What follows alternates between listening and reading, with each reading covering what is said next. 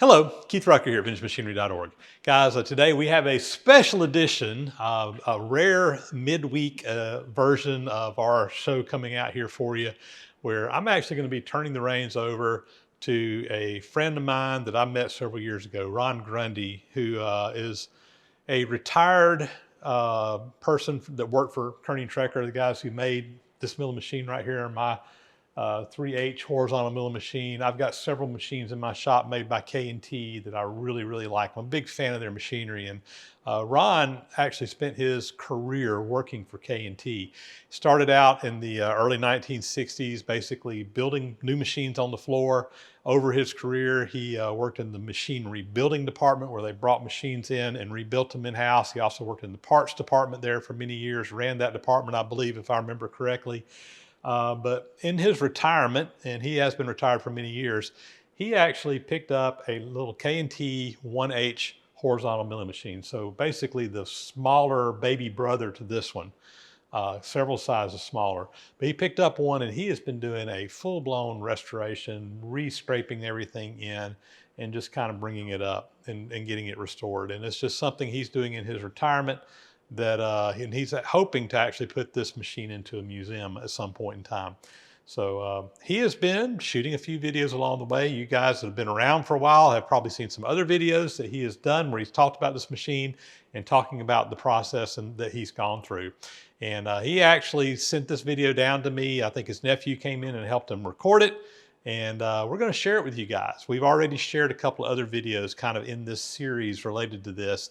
And without further ado, we're going to cut away and let Ron Grundy kind of tell you about where he's at on his restoration project and tell you what's going on there. So take it away, Ron. Well, hello everybody.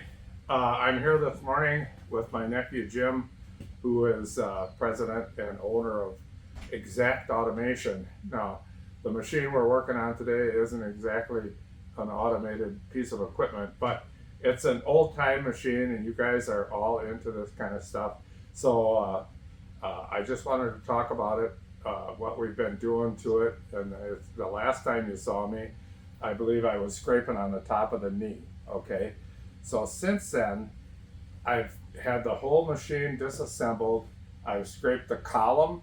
I've scraped the dovetails on the column. I've scraped the column flat, meaning I laid the column on its back, okay, and scrape that column flat and scrape the dovetails, flip the column side to side.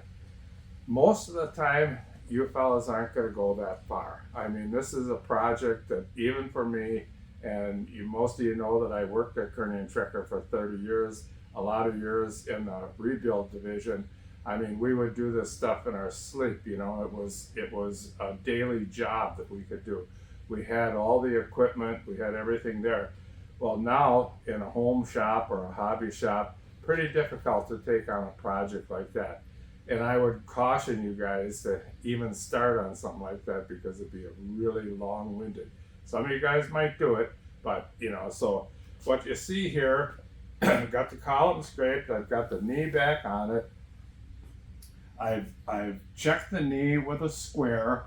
Okay, what we're trying to accomplish here is to bring all the geometries back to factory specs. Now, when a machine has been out in the field for 80 years, like this one has, there's a lot of wear in it. Okay, so the column wasn't worn out too bad. I mean, it was wore, so I scraped it straight using, I've got a couple of nice straight edges over there that I use. Scraped it nice and straight, hung the knee back on it, scraped the knee, the back of the knee, took the centers out of the back of the knee so I wouldn't get a lot of deflection. What you want to do is if you take the centers out of the back of the knee, you don't want a lot of deflection. You want about less than 1,000 deflection in there going up and down. So that being said, most people aren't going to go that far. But you guys, a lot of you guys out there say, hey, my saddle moving or my table moving in and out, it's got a lot of shake in it. What can I do to repair that? Well, if you take the table off, maybe have the top of the table ground or the whole table ground, and then refit your gibs. Okay, put the gibs back in, refit them, scrape them, bring them up to size, and you know, you want to make sure your table slides evenly all the way back and forth. Now what I typically do when I repair or rebuild a machine like this, say for instance the dovetails on this knee. Now if you're going to repair this, say you want to do the top of the knee, that means probably you're going to take the table saddle off and take the knee off, okay? So you're going to lay the knee out and you're going to scrape the top of the knee nice and flat. Using your straight edge, scrape it nice and flat. Then you're going to scrape the dovetails, which I've done on this machine, and I'll show you the piece of equipment that I use to check it. What we do for checking, I knew this would happen. Oh, here it is right here. I'll use this till I find it. Okay, so I made this. This is homemade. Got a couple of pins in there to go on the dovetail here. I can hang an indicator over on this side, indicate back and forth after I scrape the positive side. I scraped it flat. I scraped the gib side flat. Now I indicate it so it's nice and parallel, okay? So I've done that, and then after I'm done with that, I want to scrape the gib in. I put the gib in, I'll put the gib in while that gib goes sailing in about, an inch. Okay, so I got to bring that gib out so I've got some adjustment on it. Well, okay, so I bring the gib out to where it originally was. Put a feeler in here, put a feeler in there on each side. Holy cow, I can get 30 thousandths in there. 30 thousandths feeler. Okay, so I'll add tercite to the dovetail on the saddle.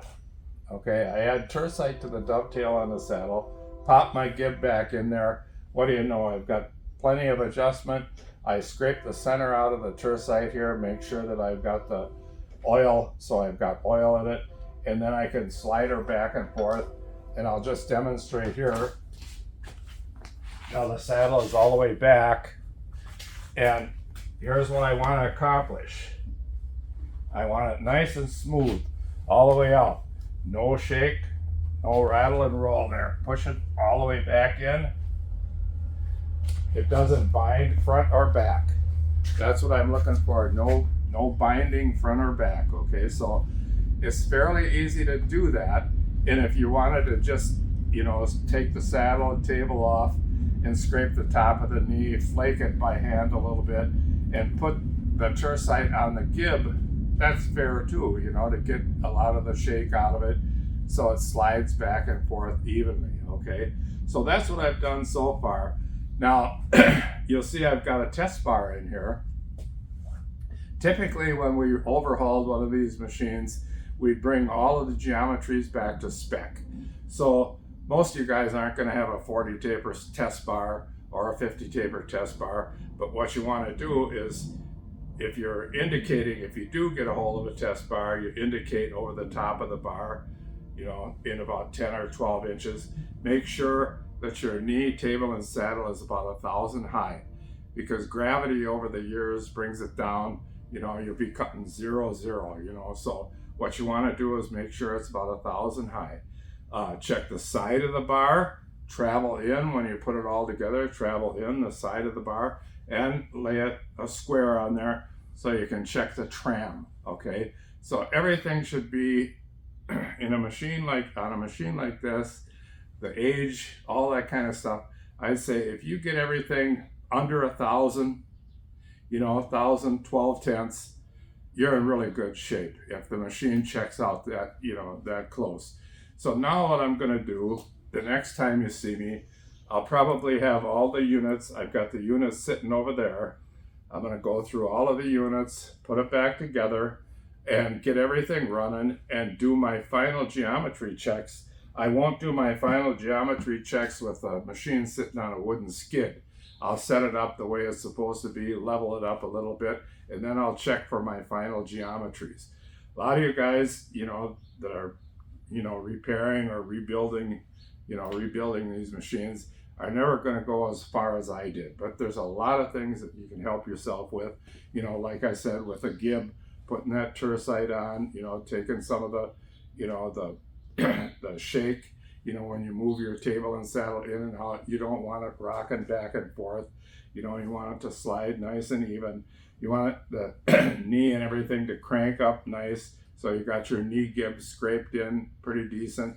All of those things, you know, put together, you know, it takes a lot of experience to do this type of work. You know, the hand flaking and stuff that I've done, and everything I've done on this machine has all been handwork. Okay, I use a Sandvik scraper with a carbide insert, and I also use the old school. This is a high carbon, what it was originally is a file blank high carbon steel, hardened, you know, and you can harden these yourself, you know, flame harden them, and oil quench them, flatten them out on each side, and then you should have about a 20-degree angle on each side, and lay it down and scrape just like I'm doing here. Okay, the equipment that I have over there, straight edges.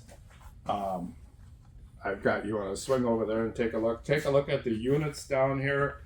They're getting all ready to be put back. Well, I got to go through everything, put it back together, you know, make sure everything is working properly. And then there's some of the equipment that I use to scrape the machine in.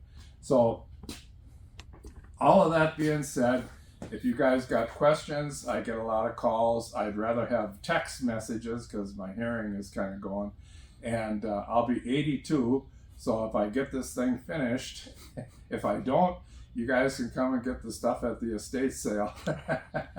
So, but anyways, that's kind of the long and short of it. I wanted to make a short video to let you know where I'm at on the machine. Next time you see it, hopefully I'll have it up and running. I have some issues with this distribution box. I've got to make a couple of shafts that go into the distribution box. And you'll find a lot of this stuff you'll be having to make or try to find parts for this is pretty difficult. I do have a lot of parts for these old machines. So if you guys call me or text me or talk to Vintage Machine, Keith knows me, we can fix you up with a lot of different parts for these machines. The smaller machines are really kind of in demand right now. I see a lot of these machines are going up in price. So if you see one at an auction or something for $500, you know, it's a pretty good deal. A lot of guys will put a Bridgeport head or a tree head on this, mounted on this machine. So you got a pretty versatile machine if you got a Bridgeport head on it, and it's really solid and stiff, a really well-made machine. This machine is 1940 vintage. It's supposed to go to the museum out in West Dallas, but it sounds like they're not going to be doing that. The company that was going to buy the building backed out, so the city of West Dallas, I don't think they want to really spend a lot of money on a 100-year-old building, so we'll see what happens out there. I'm not sure where that's going to go at this time, but I'm going to just try to finish up the machine, get it up and running, and see what I do with it. So that's about all I have for you today. So thank you guys, and we will see you at the next